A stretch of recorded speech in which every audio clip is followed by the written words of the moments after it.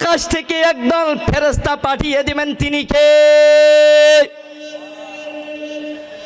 একদল ফেরেশতা ইমানদার নেককার পরহেজগার বান্দা বান্দির কাছে এসে বলবে, কি বলবে জানো? ইয়া আইয়াতুহান নাফসুল মুতমাইন্না ইরজিই ইলা রাব্বিকি রাদিয়াতাম মারদিয়া। সুবহানাল্লাহ। কর আশার বাণী শোনাইল কে? ওই রকম মৃত্যু আমরা চাই কি চাই না? আল্লাহ যেন আমাদের জিন্দগিতে, আমাদের জিন্দগির বিদায় বেলা পড়ন্ত বিকালে যেই দিন আমরা দুনিয়া থেকে চলে যাব গো, আল্লাহ পাক যেন আমাদের ঈমানি মৃত্যু দান করেন। একটু দিল থেকে আল্লাহর কাছে বলেন না আল্লাহুম্মা আমিন। ওই ফেরেশতাগুলি এসে আল্লাহর বান্দাকে সুসংবাদ শোনাইবে জান্নাতের। যিনি জান্নাতীর সুসংবাদ শোনাইবেন তিনি কে? আল্লাহ সুবহানাহু ওয়া তাআলা বলবেন, ফাদখুলি ফি ইবাদি ওয়াদখুলি জান্নতি।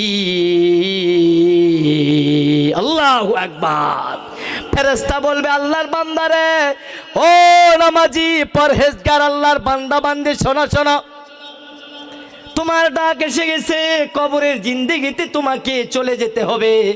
তুমি ভয় করিও না, তুমি চিন্তিত হইও না। আল্লাহ জান্নাতের মেহমান হইয়া ওই আল্লাহর জান্নাতের দিকে ছুটে চলো। সুবহানাল্লাহ। কালকে কইেন ভাইয়া, ওরে নবীর উম্মতির দল, মুসলমান ইমানদার আল্লাহর বান্দারা, দুনিয়া থেকে আপনিও চলে যাবেন, আমিও চলে যাব। ওই যে মাইকওয়ালা ভাই চলে যাবে, সভাপতি চলে যাবে, শ্রোতা চলে যাবে, বক্তা চলে যাবে, কেউ থাকবো না। কিন্তু কবরের জগতে যিনি আমাকে দয়া দিবেন, দয়া করবেন তিনি কে? ওই দয়ার কাঙ্গাল হতে হলে আজ থেকে সত্যিকারের তওবা করতে হবে। ও মালিক, আমার গুনাহ, আমার অপরাধ, আমার অন্যায় কেউ জানে না। আপনি আমার জিন্দেগির গুনাহ মাফ করিয়া দেন। ওই মদিনাওয়ালা ডাক দিয়ে বলে, উম্মত, আল্লাহকে যদি তুমি সত্যিকারের ওয়াদা দিতে পারো, আমার আল্লাহ এত ক্ষমাশীল, এত দয়ার মাওলা, আল্লাহ সুবহানাহু ওয়া তাআলা বান্দার চোখের পানি সহ্য করতে পারে না। এই পৃথিবীর বুকে আমরা পড়েছি 7টি মহাসাগর আছে। কয়টা? এশিয়া মহাসাগর, প্রশান্ত মহাসাগর, আরব মহাসাগর, 7টি মহাসাগর আছে না? আল্লাহর কি পানির অভাব? না রে আল্লাহর বান্দা, না, আল্লাহর পানির অভাব নাই। একটি ফোঁটা চোখের পানি বান্দা যদি ফেলাইতে পারে, গভীর রজনীতে বান্দা যদি হাত তুলে কান্দে, চোখের পানি জমিনে পড়ার আগে ওই একটি ফোঁটা চোখের পানির এত দাম। আমার আল্লাহ বলে, ফেরেশতারা, এই গভীর নিশীতে বান্দাটা কেন কান্দে? বান্দা যে কান্দে আল্লাহ জানে না? জানে না? তারপরেও জিজ্ঞাসা করে। আল্লাহ বলে, ও ফেরেশতারা, এই মাটির আদমকে এই মানুষ বানাইতে তোমরা নিষেধ করেছিলা। তোমরা বলেছিলা এই বান্দাগুলি জমিনে ফাসাদ সৃষ্টি করবে, রক্তাক্ত করবে, মারপিট করবে। কথা বলো ঠিক কিনা? ও ফেরেশতা, আজকে দেখো না চাইয়া আমার বান্দা কেন কান্দে? ফেরেশতা জবাব দেয়, রব্বুল আলামিন, আপনার বান্দা এই জন্য কান্দে, গুনাহ করেছে, অন্যায় করেছে, অপরাধ করেছে, এখন কার দরবারে যাইবে? অনুতপ্ত হইয়া আপনার দরবারে কান্দে। সুবহানাল্লাহ। গান আল্লাহ সুবহানাহু ওয়া তাআলা বলেন, ফেরেশতা, তোমরা সাক্ষী থেকে যাও, আমার এই বান্দার জীবনের গুনাহ মাফ করিয়া দিলাম। জোরে কোন সুবহানাল্লাহ।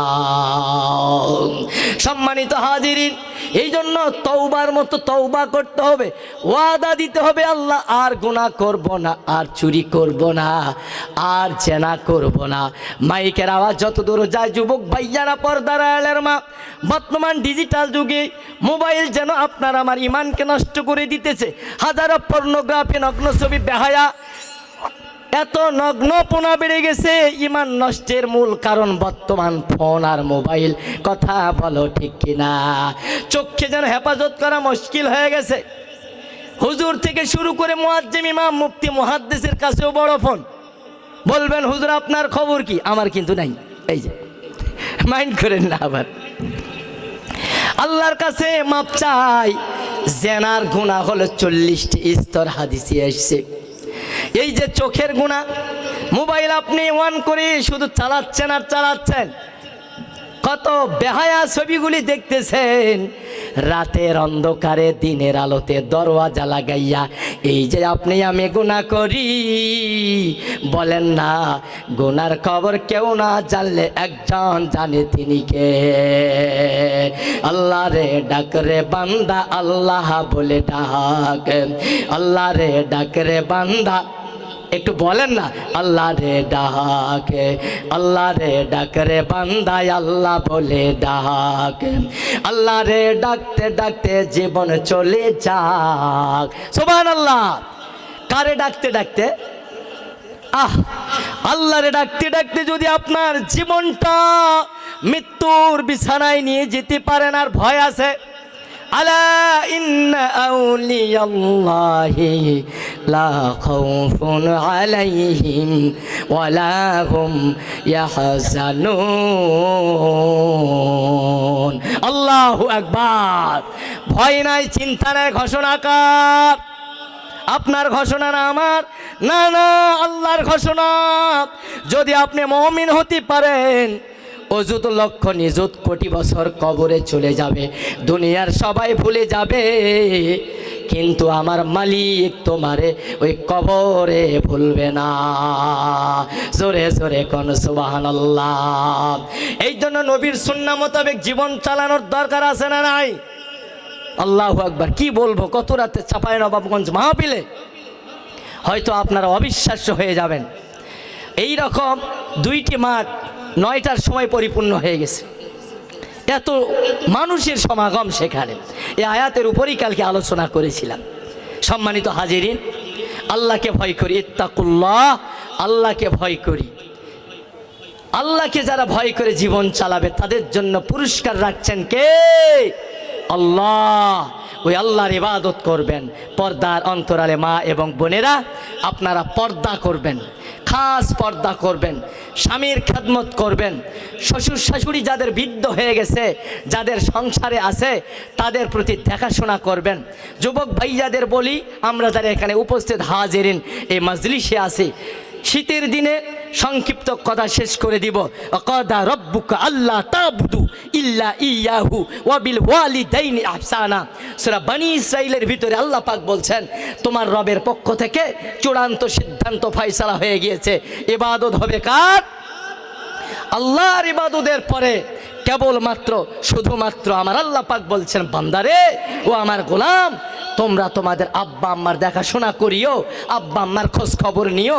এই শীতের রাতে আহারে কত লেপ কম্বলের অভাব নাই, কিন্তু বাস্তব জীবনে দেখা যায় বুড়া এবং বুড়ি এই মাগুলিকে আলাদা রুমে রাখছেন, মশার কামড় গন্ধে থাকতে পারে না, ভালো ল্যাপ নাই, শীতের সময় ভালো জুতো নাই, মোজা নাই, অথচ শোকেস তোমার বাড়িতে ভরে গেছে। শোকেস যেন আর্তনাদ করে বলছে, আমাকে বাঁচাও, এই শোকেসে আর কোনো জায়গা হচ্ছে না।